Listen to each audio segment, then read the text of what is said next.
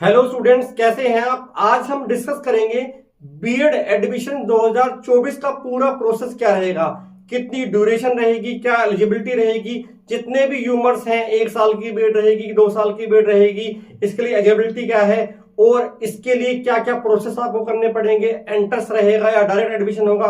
तो पूरी जानकारी आज हम आपको देंगे, बने रहिए हमारे साथ में।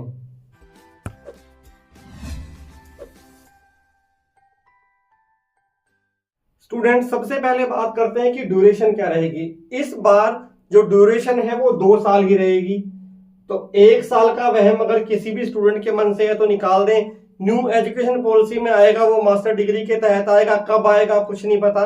इस साल 2024 में बीएड 2 साल की ही रहेगी और आप वेट करने का ख्याल भी अपने दिमाग से निकाल दें, क्योंकि अगले साल का क्या रहेगा कुछ नहीं पता। तो जिनको एडमिशन लेना है वो इस साल एडमिशन ले, कोई दिक्कत वाली बात नहीं है। स्टूडेंट्स, बात करते हैं अब एलिजिबिलिटी क्राइटेरिया के बारे में।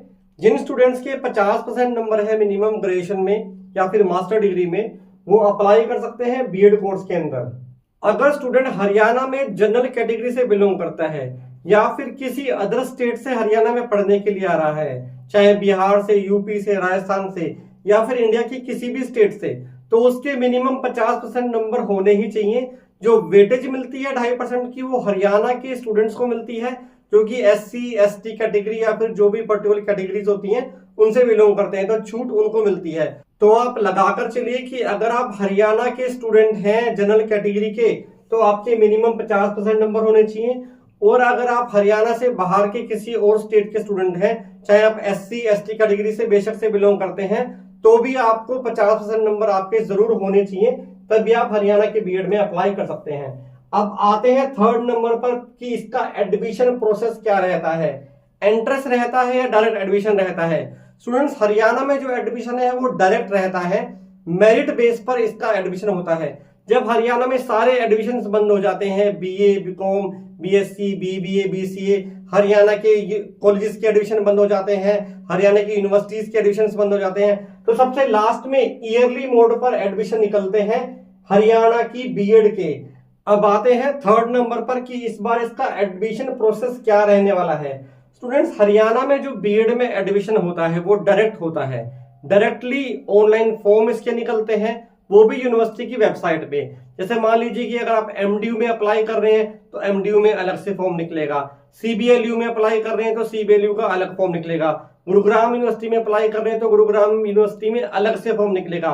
तो सब यूनिवर्सिटीज के फॉर्म्स अलग से निकलते हैं।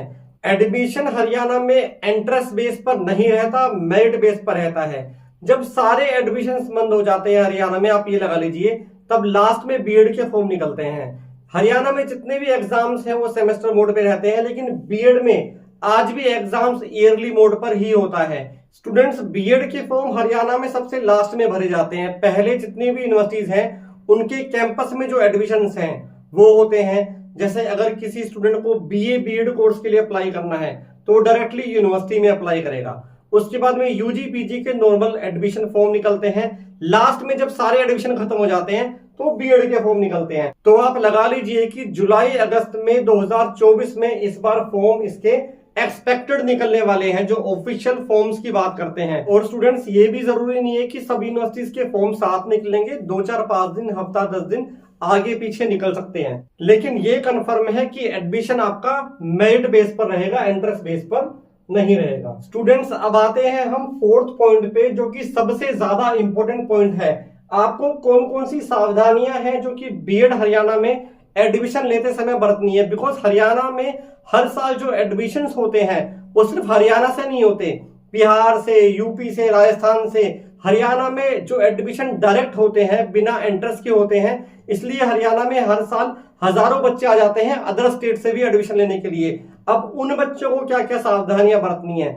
स्टूडेंट्स, हमारे पास में ऐसे बहुत से कॉल्स आते हैं कि हमसे कंसल्टेंट ने फीस ले ली लेकिन हमें हमारा एडमिशन कंफर्म नहीं हुआ, अब हम क्या करें। तो स्टूडेंट्स, अपना एडमिशन कंफर्म करने के लिए, हर तरह के फ्रॉड से बचने के लिए ये सावधानियां आपको जरूर बरतनी है। सबसे पहले आपको चेक करना है कॉलेज का एनसीटीई अप्रूवल। आप सबसे पहले अपने कंसल्टेंट से, जिसके पास में भी आप एडमिशन लेने वाले हैं, उससे नाम पूछिए कि आपके कॉलेज का नाम क्या है। स्टूडेंट्स, 99% कंसल्टेंट्स आपको कॉलेज का नाम ही नहीं बताएंगे, वो आपको सिर्फ यूनिवर्सिटी का नाम बताएंगे। तो आपको आपके कॉलेज का नाम पता होना चाहिए। जब आपको कॉलेज का नाम पता चल जाता है, उसके बाद में आप कंसल्टेंट से बोलिए कि भाई अगर आपकी कोई कंसल्टेंसी है 2-4-5 हज़ार रुपए तो हम आपको पे कर देते हैं। इसके बाद में जो इनिशियल पेमेंट होती है, जो कि आप एक कंफर्म अमाउंट देते हैं स्टार्टिंग में 10,000 20,000, वो आपको कॉलेज के अकाउंट में जमा करना है। कंसल्टेंट पूरी कोशिश करेगा कि वो पेमेंट आप कंसल्टेंट के अकाउंट में करें, लेकिन वो आपको फीस आपको कॉलेज के अकाउंट में ही जमा करनी है। कॉलेज के अकाउंट में अगर आप फीस जमा करते हैं तो आपके पास में एटलीस्ट एक कंफर्मेशन रहती है कि आपने कॉलेज में फीस जमा करी है। और सबसे बड़ी इंपॉर्टेंट बात, हो सके तो आप कंसल्टेंट के साथ में कॉलेज जाएं और अपनी फीस और डॉक्यूमेंट कॉलेज में खुद जाकर जमा करें। अगर आप ये सावधानियां, ये इंपॉर्टेंट पॉइंट्स पे अगर ध्यान रखते हैं तो आपके साथ में फ्रॉड होने के चांसेस बहुत कम हो जाते हैं। स्टूडेंट्स, अगर आप हरियाणा से बाहर के स्टूडेंट्स हैं, आप किसी और यूनिवर्सिटी से पढ़ के आए हैं, तो आप अपना माइग्रेशन जरूर जमा कर दें टाइम पे एडमिशन के बाद में, क्योंकि हरियाणा में अगर आप माइग्रेशन टाइम पर नहीं जमा करते तो आपको लेट फीस देनी पड़ती है। स्टूडेंट्स, ये जरूरी नहीं है कि आप लास्ट टाइम तक वेट करें अपने एडमिशन के फॉर्म निकलने तक। आप चाहें तो कॉलेज में पहले से ही कांटेक्ट कर सकते हैं अपने कंसल्टेंट के थ्रू, और टाइम से आप कॉलेज में पेमेंट जमा करके अपनी सीट को कंफर्म कर सकते हो।